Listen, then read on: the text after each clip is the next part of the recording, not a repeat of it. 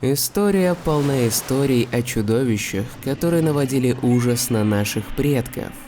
В каждой культуре есть сказки о каких-то зверях или существах, которые нападали или даже убивали ничего не подозревающих людей. Многие из этих историй передавались в качестве предупреждения, во многом как городские легенды. Но ведь монстры не настоящие, верно? Возможно, отчасти да, но не все так однозначно, как может показаться. Давай разберемся, чем на самом деле были существа из сказаний и городских баек. У мореплавателей из разных стран и культур есть один общий миф об огромных морских змеях, которые периодически выныривают из воды с такой силой, что корабли тонут в поднявшихся волнах за пару секунд. В скандинавской мифологии монстр по прозвищу Йормунганд был столь огромен, что своим хвостом опоясывал весь мир. В иудаизме и христианстве огромное животное по имени Левиафан живет в океане. Даже более современные легенды, такие как рассказы пиратов, включали в себя описание этих огромных монстров. У современных исследователей есть две теории происхождения этой легенды – простая и немного страшная. Согласно первой, моряки просто преувеличивали рассказы об увиденных в море угрях и скатах. По другой версии, это могла быть одна из древнейших разновидностей акул – плащеносная. Как и все глубоководные создания без доступа к солнцу, она выглядит жутковато. Без остроконечных плавников, как у привычных нам акул, с несколькими рядами острых зубов, идеальными для растерзания добычи. Другой возможный виновник беспокойства у матросов – акула-гоблин, сосед плащеносной по морскому дну. Хотя гоблинская акула выглядит иначе, приятнее на вид она не становится. Пожалуй, об этих рыбах ужастики слагали бы и сейчас, что говорить о древних временах. В древнегреческой мифологии лернейская гидра была змееподобным многоголовым чудищем, с которым сражался Геракл. Страшна в ней была не только внешность, а практически полная невозможность одолеть. Когда гидре отрубали голову, на ее месте вырастала новая, а то и две, а то и 50. Геракл понимал, что в одиночку ему не справиться, и призвал своего возничего Иолая. Тот стал прижигать горящими головнями основания срубленных голов, не давая им вырасти вновь. Таким образом, Геракл отрубил все головы, включая среднюю, которая была бессмертной. И хотя в настоящей немифической Древней Греции змеи с 50 головами встречались раз в никогда, легенда могла основываться на менее фантастическом, но довольно примечательном природном явлении, как полицефалия. Это генетическое расстройство встречается и у других животных, вспомним трехглавого пса из Гарри Поттера, при этом существо может быть в полном здравии. Полицефальные змеи, как и другие животные с такой мутацией, очень редки, но стоит увидеть одну или две, как о них начнут слагать легенды. С учетом того, что регенерация у рептилий не такое редкое явление, взять хотя бы ящерицы, отрастающий хвост, общая картина для древних людей складывалась довольно пугающей. Наверное, никакой другой мифический монстр не оказался столь популярен как в легендах и сказаниях очень многих народов Земли, так и в современной фэнтези, как дракон. В народном творчестве существует огромное множество видов и типов, начиная от классических европейских, живущих в горах, заканчивая китайскими, которые больше похожи на змей. Другими распространенными характеристиками дракона считается способность к полету, наличие нескольких голов или хвостов, огненное дыхание и разумность. Определенные трудности возникают в связи с совпадениями образов дракона и змея. Так, слово «змей» встречается в славянских текстах с XI века, в том числе в Библии 1663 года. А слово «дракон» заимствовано из греческого языка только в XVI веке. В Библии короля Якова слово «змей», «дракон» и «дьявол» и вовсе являются синонимами. Лишь в XIX веке змея переименовали в дракона, видимо потому что последнее наименование уже вошло в широкое употребление. Однако история употребления этих слов свидетельствует о том, что ими обозначалось одно и то же существо. Существует даже мнение, что прообразом предания о драконах могли быть скелеты динозавров, которые находили наши далекие предки, на которые опирались для описания того, как они выглядели.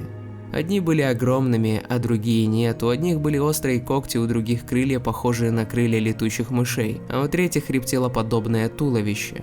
Однако ни один из них не извергал огня. Наконец, мы зовем их не драконами, а динозаврами. Да, именно динозавры являются источником мифа про драконов. Во многих культурах, в особенности в культуре Древнего Китая, где существует множество легенд про драконов, появились рассказы о драконах после того, как были обнаружены окаменелости динозавров. 21 августа 1955 года в полицию города Хопкинсвилля, штата Кентукки, поступили сообщения о существах, похожих на гоблинов. 11 разных людей, члены семьи Сатан, доложили о происшествии. Они утверждали, что странные создания были примерно метра ростом, с длинными руками, доходившими почти до пола, со остроконечными ушами, которые торчали из выпуклых голов. Первое странное происшествие заметил Билли Рэй Тейлор, друг семьи Сатанов. Он пришел в дом и начал утверждать, что невиданные монстры прибыли в маленьком металлическом корабле прямо с неба. Сатаны поначалу смеялись над историей Тейлора, но вскоре их собака начала истошно лаять. Выйдя на улицу, вся компания увидела одного из гоблинов. Мужчины схватились за винтовки, но человечки оказались невосприимчивы к пулям. Прибывшая полиция предположила, что семья просто сильно нахрючилась, но алкоголя ни дома, ни во дворе найдено не было. Таким образом родилась легенда о таинственных маленьких зеленых человечках, другими словами, инопланетянах. Исследователь Джон Никел предположил более приземленное объяснение. Таинственные существа на самом деле были виргинскими филинами, большими совами с острыми ушами. Если сравнивать рисунки, сделанные полицией, и фотографии этих сов, сходство очевидно. Снежный человек. Его еще называют Сасквотч, Бигфут, Йети, Энджей, Авдошка, Алмасты. Именно у него много, как, впрочем, немало и наиболее вероятных кандидатов на роль таинственного существа. Гигантопитек, мегантроп плейстоцена, крупная антропоидная обезьяна, неандерталец и даже медведь. За последние 50 лет о снежном человеке было собрано свыше 37 тысяч свидетельств только в Канаде и США. Но самый знаменитый Бигфут, тот, которого якобы сняли в калифорнийском лесу 20 октября 1967 года два фермера, охотники на йети Роджер Паттерсон и Боб Гимли. Фильм показывает человекоподобную фигуру, покрытую волосами, которая переходит русло высохшего ручья. До сих пор этот короткий ролик длиной в минуту считается одним из самых загадочных свидетельств существования йети. Специалисты выяснили, что существо на нем передвигается так называемой податливой походкой, несколько отличительной от уверенной походки человека. При податливой походке тело наклоняется вперед, колени остаются согнутыми, а стопа соприкасается с землей всей поверхностью, а не так, как у человека, когда первой земли касается пятка. В ходе эксперимента исследователи биомеханики вместе с актером и аниматором решили воспроизвести эту походку. Выяснилось, что это не просто, но вполне реально. Это означает, что человек способен воспроизвести походку существа из фильма Паттерсона и Гимли. Но самым главным доказательством является то, что пропорции йети из фильма не совпадают с человеческими. Многие из них подделать просто невозможно. Например, изгиб колена, который не сможет загримировать никакой костюм. Еще у Сасквотча, Паттерсона и Гимли совершенно нетипичная для человека длинная верхняя до колена часть ноги. Неудивительно, что многие эксперты после анализа всех этих особенностей пришли к выводу, что на видео однозначно запечатлена обезьяна или похожее на нее человекообразное животное, и вряд ли человек, переодетый в искусный костюм. Помимо прочего, плоскостопая фигура из фильма хорошо соотносится с плоскими следами йети, которые находятся по всему миру.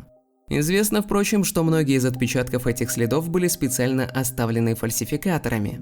Самым известным из них считается, пожалуй, некто Рэй Уоллес, который предположительно оставил сотни следов, используя вырезанные из дерева гигантские модели стоп.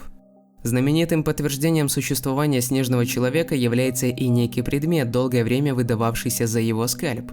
И только в 2013 году был опубликован доклад профессора генетики Оксфордского университета Брайана Сайкса.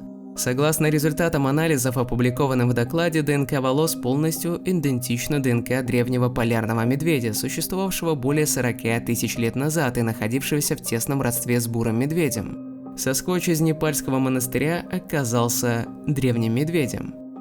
По очевидным причинам снежный человек – это вовсе не горилла, учитывая, откуда поступает информация свидетелей, видевших это существо. Вполне вероятно, это медведь. Человек, заходя на предположительные места, где замечали йети, уже изначально остерегается увидеть что-то подобное. А когда замечает мимолетное движение где-то вдали, фантазия сама дорисовывает образ ужасного существа. Остается лишь только надеяться, мой дорогой друг, что тебе не повстречается ни одно из этих существ в его придуманном первозданном виде.